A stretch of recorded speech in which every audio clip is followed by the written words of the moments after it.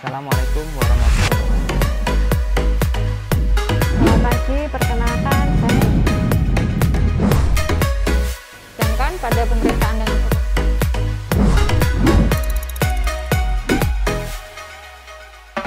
Untuk palpasi setelah kita melakukan sesi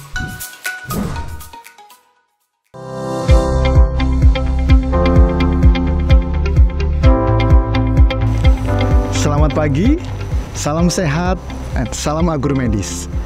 Kembali bertemu dengan saya Yohanes Sudarmanto dari Komisi Pendidikan Kedokteran, Fakultas Kedokteran Universitas Jember. Pagi hari ini kita mau bersama-sama belajar tutorial menggunakan 7 jam dari PBL. Mari kita simak video berikut ini. Baik, selamat pagi. Kita ketemu di blok 4 untuk tutorial skenario yang pertama untuk pertemuan yang pertama. Jadi hari ini akan kita mulai skenario pertama. Mungkin ada yang mau bertugas untuk menjadi moderator? Tadi saya dokter sebagai moderator. Baik, nanti moderator Revi. Untuk kemudian sekretaris papan mungkin ada yang oke. Saya dokter sebagai sekretaris papan. Oke, ada nanti bertugas jadi sekretaris papan. Kemudian untuk yang terakhir yang bertugas jadi sekretaris meja. Saya dokter terasa. Baik, nanti Amos bertugas menjadi sekretaris meja. Jadi nanti untuk tutorial yang pertama ini akan dimoderatori oleh Revi. Silahkan Revi untuk memulai tutorial hari ini. Bagi tutorial aneh, juga selamat pagi teman-teman semua. Baik, sebelum kita memulai kegiatan tutorial pada pagi hari ini, alangkah lebih baiknya kita berdoa terlebih dahulu. Berdoa menurut agama dan kepercayaan masing-masing, berdoa bisa dimulai.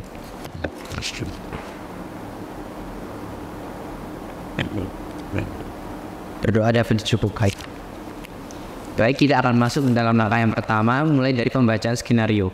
Bagi teman-teman yang ingin membaca skenario, saya persilahkan untuk mengangkat tangan. Baik, kepada saudara Tata, saya persilahkan. Baik, terima kasih moderator atas kesempatannya. Di sini membacakan skenario, teman-teman.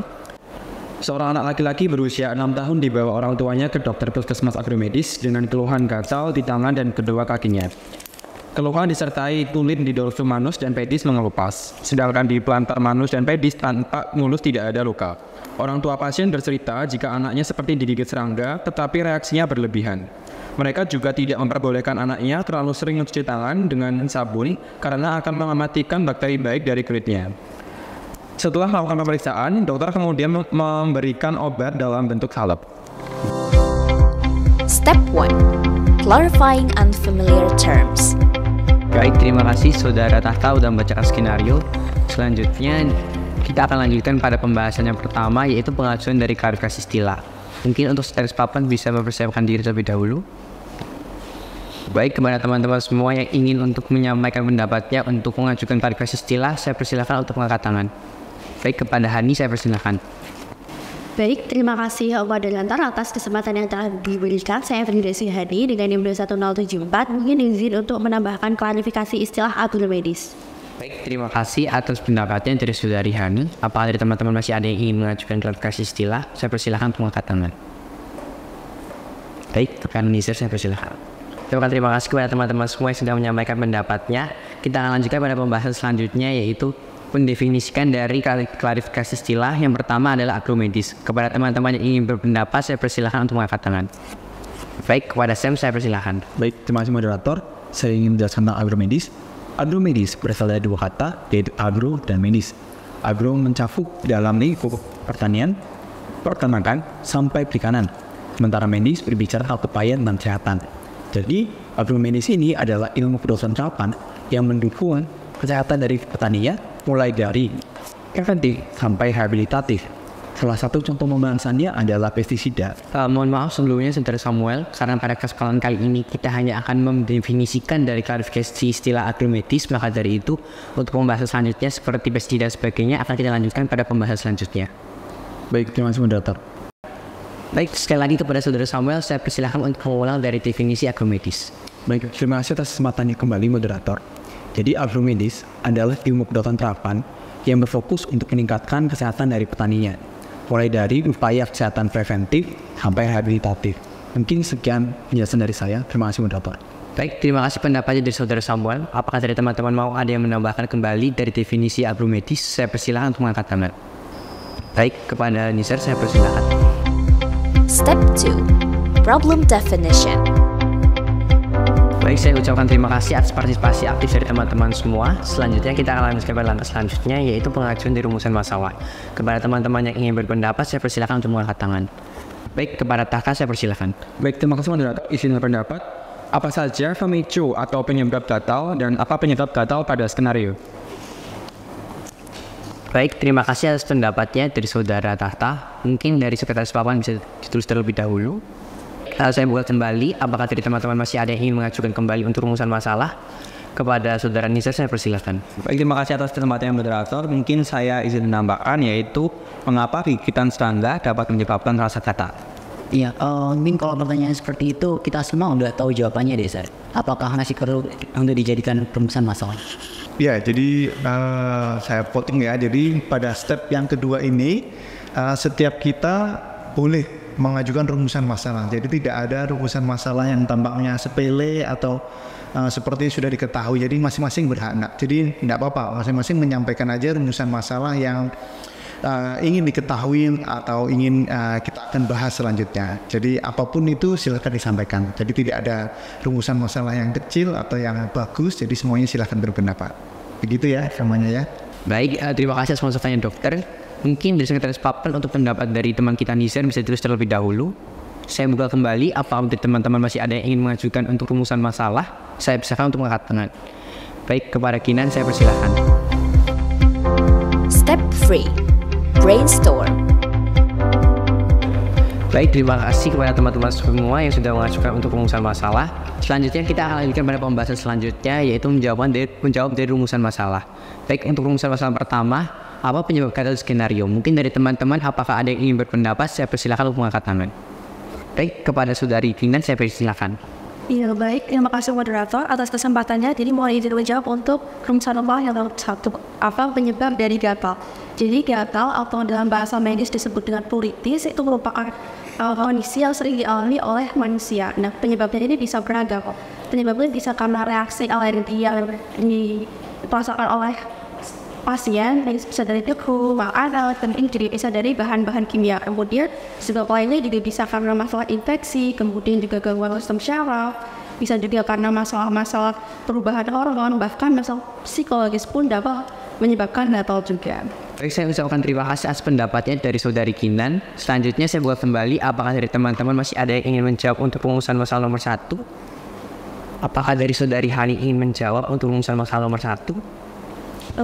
Sepertinya tidak moderator karena saya kurang yakin dengan jawaban saya.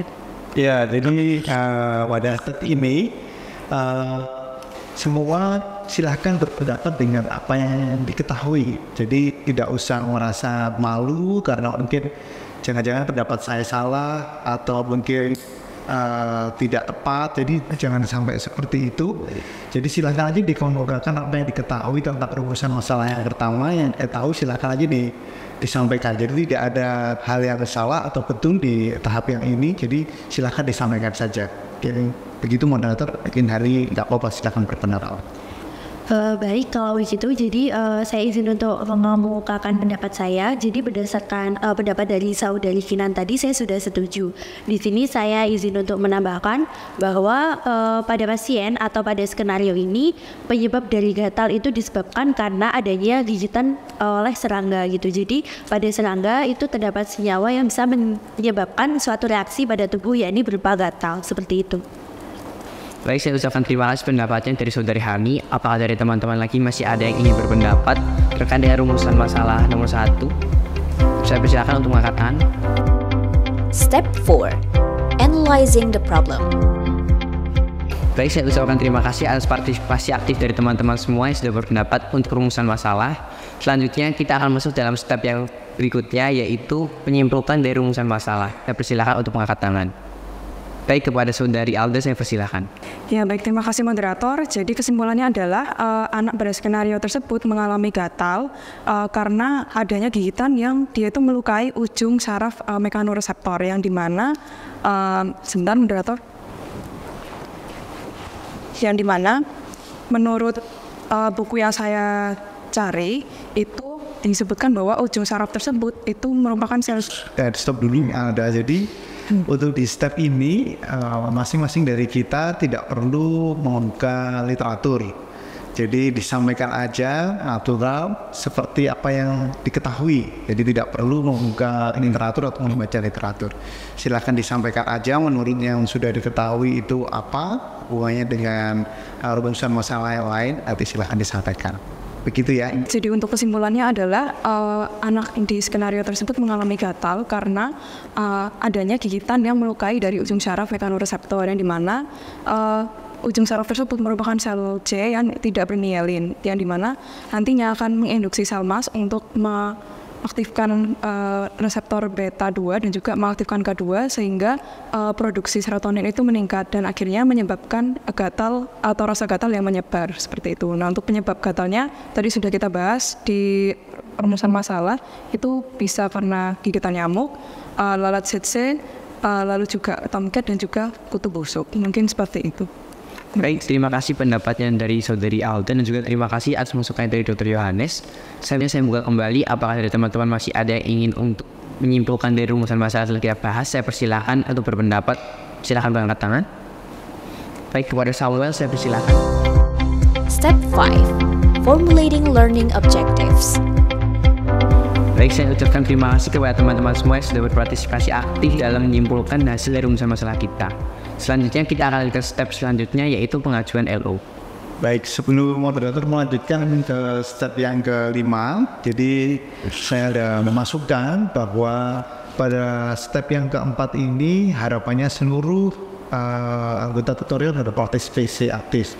Jadi baik Revi sebagai moderator, seperti tadi Alda sebagai penulis papan, dan Amos sebagai penulis meja, sekretaris meja, tentu harus berpartisipasi aktif. Jadi tidak sekedar terus mengerjakan perannya, tetapi silakan ikut menyampaikan masukan atau pendapatnya pada rumusan masalah yang sedang dibahas.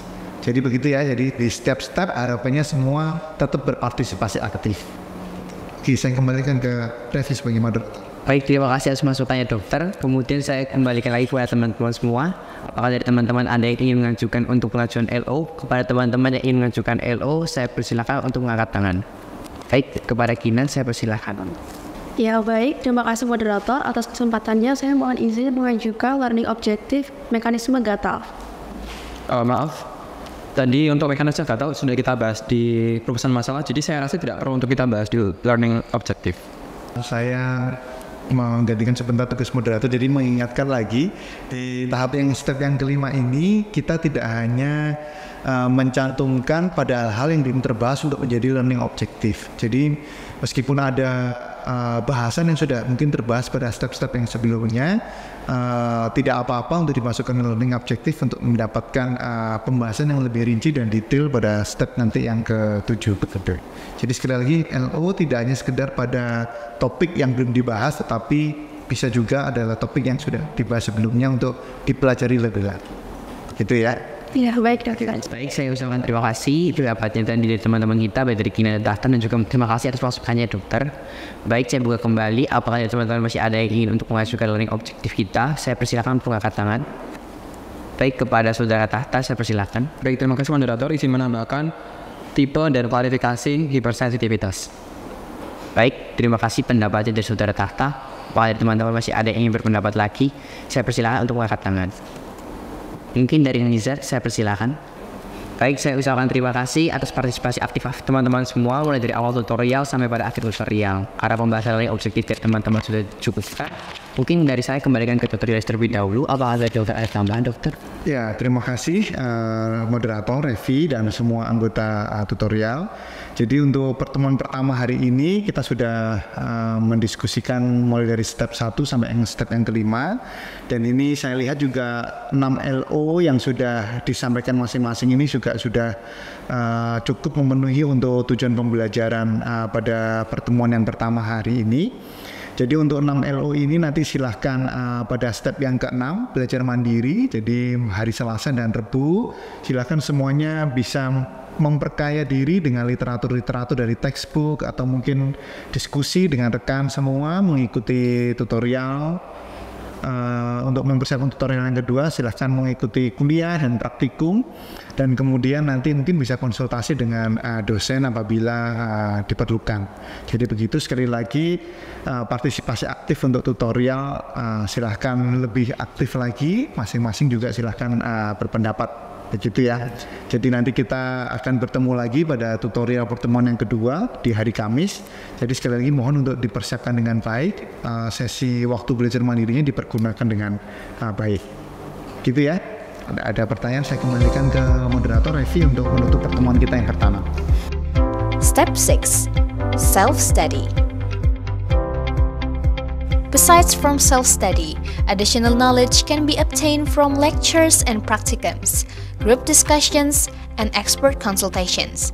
Students can do independent study and even discuss with each other to get comprehensive knowledge.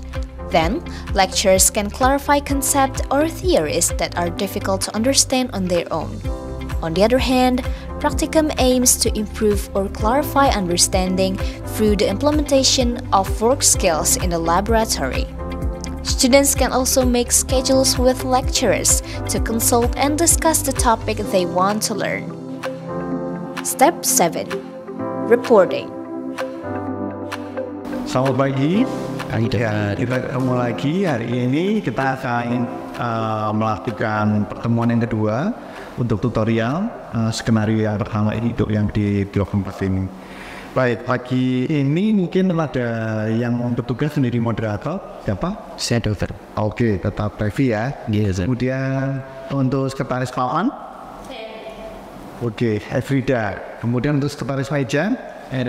Oke, silakan. Nanti dipimpin oleh moderator, nanti sekretaris papan mencatat di papan, kemudian yang sekretaris meja tetap mencatat sebagai semua kelompok. Saya serahkan untuk Revi untuk memimpin tutorial yang kedua sebagai moderator.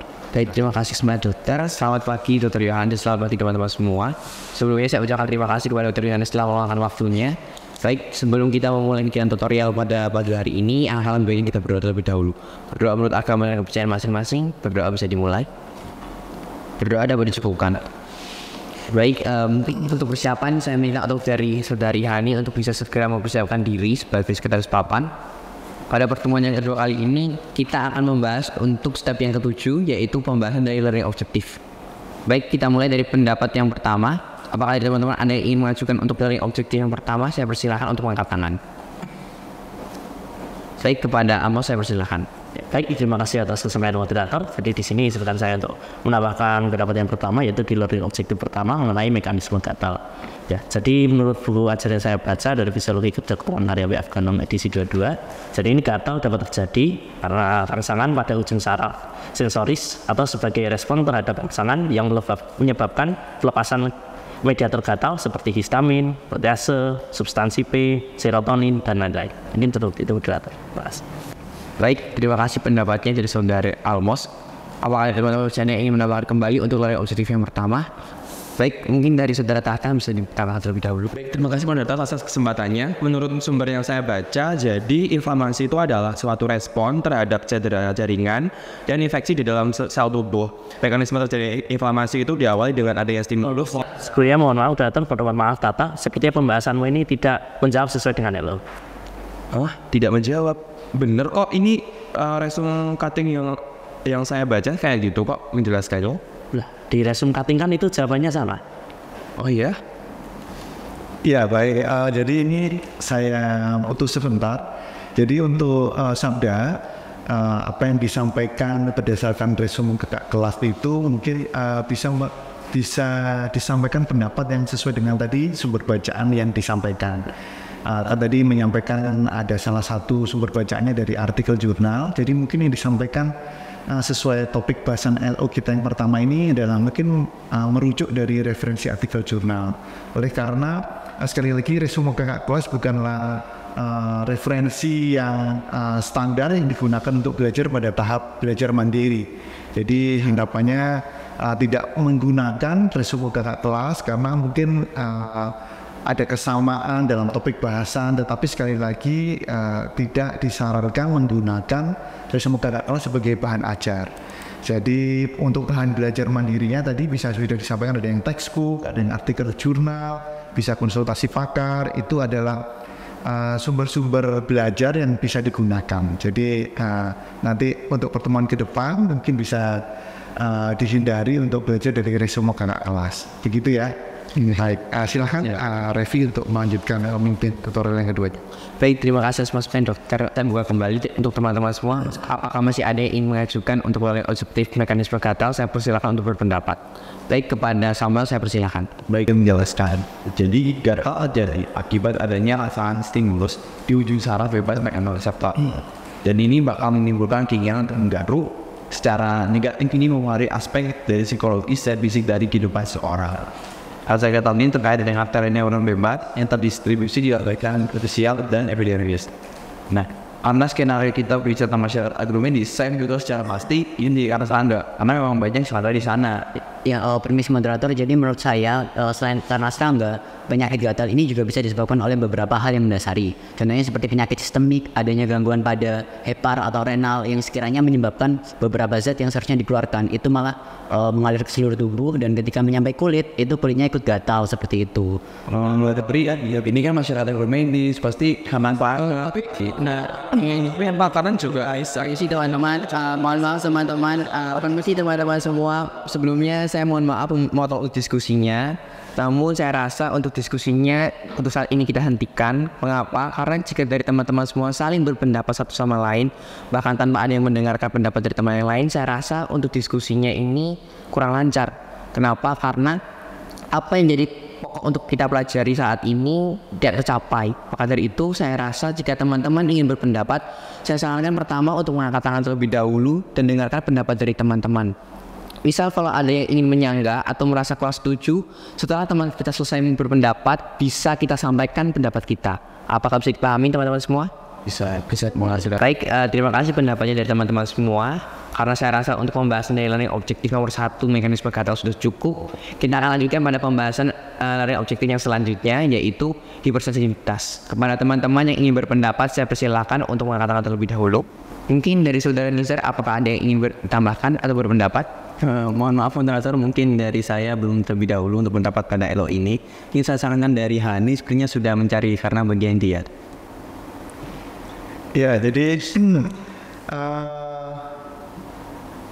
pada step yang ke-7 ini, jadi yang pertama, tadi kan sudah banyak membaca referensi, juga bertemu dengan Pak R pada 2 hari belajar mandiri itu silahkan disampaikan apa yang sudah dibuat note-nya pada saat belajar mandiri, silahkan disampaikan. Jadi Nizar juga tidak perlu istilahnya takut salah atau apa, silahkan dikemukakan. Nanti rekan-rekan akan juga mungkin menyampaikan pendapat yang sama atau mungkin ada hal yang berbeda, nanti kita diskusikan di sini.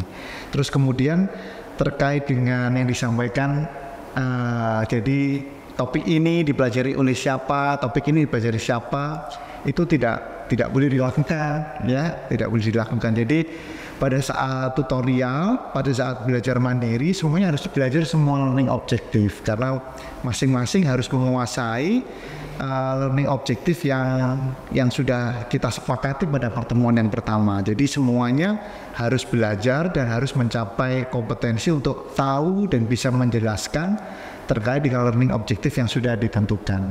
Jadi tidak boleh dibagi-bagi. Kalau dibagi-bagi jadinya yang satu tahu, yang satu tidak tahu, begitu.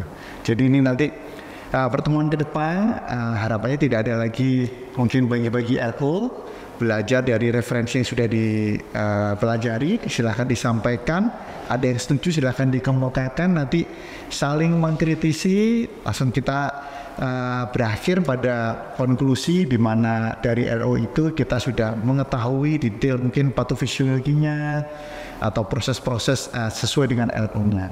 Terus kemudian tadi sebelum ini kan tadi semuanya sangat berpendapat, jadi ramai sekali. Jadi saya apresiasi Revi sebagai moderator yang sudah menengahi. Jadi memang pada saat tutorial silahkan berpendapat, tetapi nanti tetap diatur oleh moderator. Jadi kalau semuanya berpendapat tidak ada yang bisa dengerin, jadinya malah diskusinya malah nggak tercapai gitu. Jadi nanti akan diarahkan mungkin silahkan angkat tangan, kemudian nanti moderator yang akan mengarahkan siapa, dan semuanya harus terlibat aktif.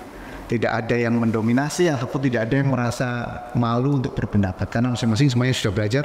Mari kita diskusikan di pertemuan kedua sesuai dengan LO yang sudah kita sepakati untuk belajar di blog nanti.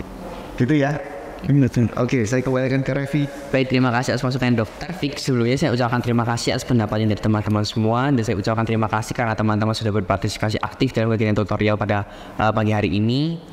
Baik, sebelum kita tutup untuk kegiatan tutorial pada pagi hari ini, mungkin dari Dr. Yohanes, apakah ada yang ingin tambahkan, Dokter? Ya, terima kasih Revi dan semuanya yang sudah berpendapat. Jadi kita tiba di penghujung pertemuan kedua untuk skenario yang pertama untuk di blok 4. Jadi terima kasih untuk partisipasinya, effortnya, saat belajar mandiri. Memang ada beberapa hal yang masih perlu ditingkatkan, seperti belajar mandiri tadi sudah menggunakan literatur yang baik, menggunakan kesempatan untuk berkonsultasi dengan pakar, kuliah, kemudian praktikum, keterampilan klinik juga sudah diikuti dengan baik. Beberapa hal yang menjadi note, jangan menggunakan resume dari kakak kelas. Terus kemudian silahkan berpartisipasi aktif, tidak ada yang merasa pendapatnya tidak penting, tetapi semuanya silahkan berpendapat sesuai dengan literatur yang sudah dibaca. Kemudian terkait dengan pencapaian learning objektif, kita sudah belajar sama-sama. Jadi di skenario yang pertama ini saya rasa semuanya sudah sangat jelas. Kita sudah belajar sama-sama mengenai reaksi hipersensitivitas, sampai kemudian ada hal yang emergensi dari reaksi hipersensitivitas sudah kita pelajari. Nanti akan di blok-blok selanjutnya mungkin akan ada disinggung tapi lebih dalam lagi, tapi ini menjadi dasar yang baik. Terus kemudian kita juga sudah belajar terkait dengan sistem imun, humoral. Terus kemudian kita juga sudah belajar mengenai arthropoda di daerah agromedis di lingkungan kita. Jadi ini menjadi dasar untuk di blok-blok selanjutnya. Jadi apa yang sudah kita capai di sini sudah baik, saya apresiasi. Nanti mungkin kita siapkan selanjutnya untuk hari Senin ke depan untuk skenario yang kedua. Jadi mungkin itu tambahan dari saya. Nanti untuk resumenya dari kelompok silakan dibuat. Nanti bisa di-submit di learning management system kita, atau mungkin juga di-emailkan ke saya untuk saya baca, nanti saya berikan feedback. Oke, terima kasih. Baik, terima kasih atas masukan dan saran dari Dokter. Baik, sebelum kita menutup tutorial pada pagi hari ini, alangkah baiknya kita berdoa terlebih dahulu. Berdoa menurut agama dan kepercayaan masing-masing. Berdoa bisa dimulai. Berdoa dapat dicukupkan. Sekali lagi saya ucapkan terima kasih atas kesempatannya dari Dokter, dan juga terima kasih atas partisipasi aktif dari teman-teman semua. Saya moderator menutup tutorial pada pagi hari ini. Sekian, terima kasih. Terima kasih ya Dokter. Demikianlah video pelaksanaan tutorial menggunakan 7 Jump PBL. Semoga bermanfaat. Terima kasih dan salam agromedis.